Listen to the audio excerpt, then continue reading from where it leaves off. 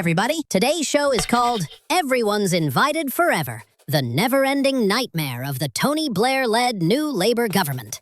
When Tony Blair was elected, lots of really silly people were super happy. They smiled real weird and dressed in sad clothes. What they didn't know was this man would introduce a raft of bad, icky things over the span of his reign. He sure didn't like the UK the way it was, so he permanently ensured vastly higher numbers of immigration year on year.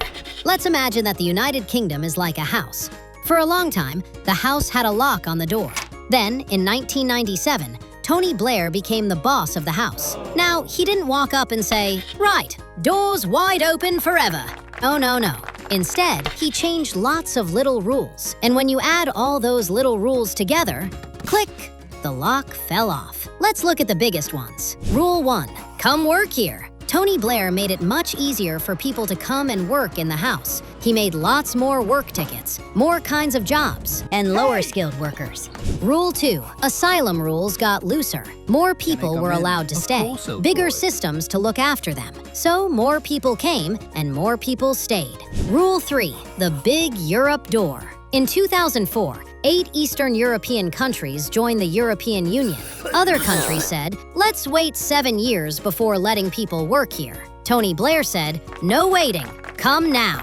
And lots of people did, hundreds of thousands, millions over time. Rule 4, a new way of thinking. Before Tony Blair, the idea was immigration is something to be careful with. After Tony Blair, the idea became immigration is good. Good for money, good for growth, good for businesses, good for public services. Later, they admitted they didn't expect so many people.